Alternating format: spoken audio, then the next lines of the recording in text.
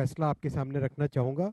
हमारा जो payment system है वो पेमेंट सिस्टम एक ऐसा पेमेंट सिस्टम है जो कि गरीब से गरीब व्यक्ति, हर मिडिल क्लास व्यक्ति, हमारे नौजवानों को और सबके लिए एक टोटली नया जीने का तरीका, ट्रांजैक्शंस का एक नया तरीका इस पेमेंट सिस्टम ने बनाया है। तो इसमें आपकी जानकारी के लिए एक बड़ा फैसला इसके आगे आएगा, लेकिन जानकारी के लिए आज 6 देश दुनिया में, 6 देश Singapore, France, UAE, Sri Lanka, Bhutan, Nepal और मॉरिशस, ये 6 देश यूपीआई को अपना चुके हैं। और आपको जानकारी है ही है कि जापान ने तो अपने यूपीआई को पेटेंट भी दिया है, एक जापानीज पेटेंट है यूपीआई के लिए। तो ये जो इतना बड़ा इसकी ग्रोथ हुई है पेमेंट्स सिस्टम की, 210 लाख करोड़, अपनी इकोनॉमी करीब 325 लाख करोड़ की है, 210 लाख करोड़ के पेमेंट्स यूपीआई से अभी हो रहे हैं। और एक सिग्निफिकेंट यूपीआई ट्रांजैक्शंस का नंबर तो अब पहले कुछ करोड़ में काउंट करते थे, फिर 100 करोड़ में काउंट करने लगे, अब 1000 और 10,000 करोड़ के नंबर्स में काउंट होने लगे हैं।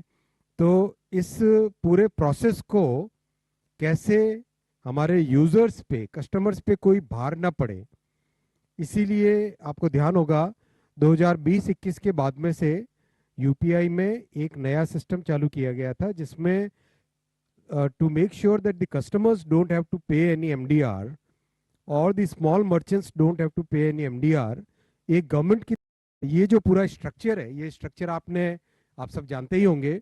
अगर हम किसी भी ट्रांजैक्शन को एनालाइज करें तो कस्टमर जो पेमेंट करता है वो पूरा उसका फ्लो इस तरह से होता है, बैंक के बाद में मर्चेंट के पास जाना, और इसमें पूरे इकोसिस्टम में कस्टमर्स बैंक, फिनटेक और acquiring bank, payment service provider और थर्ड पार्टी ऐप प्रोवाइडर, ये सब लोग हैं इसमें जुड़े हुए हैं।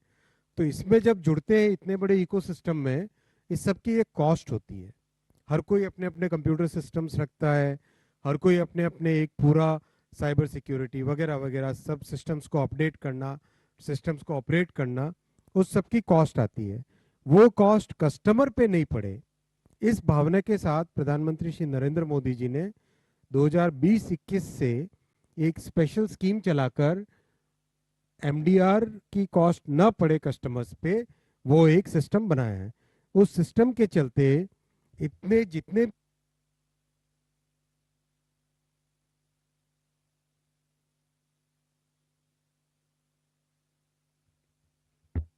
इकोसिस्टम के जो पार्टनर्स हैं उन सबको, उन सब की कॉस्ट को मिनिमाइज करना, फिर एफिशिएंसी मेंटेन करना, उसके लिए एक स्कीम बनाई है। और ये स्कीम आज आगामी वर्ष के लिए भी, अप्रैल टू मार्च FY 25-26 के लिए भी ये स्कीम अप्रूव हुई।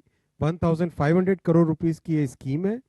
And as per this scheme, for all transactions which are person to merchant, जो स्मॉल मर्चेंट्स के पेमेंट्स होंगे अप टू 2000 रुपीज, उसमें कोई ट्रांजैक्शन की कॉस्ट नहीं लगेगी और उनको इंसेंटिव दिया जाएगा।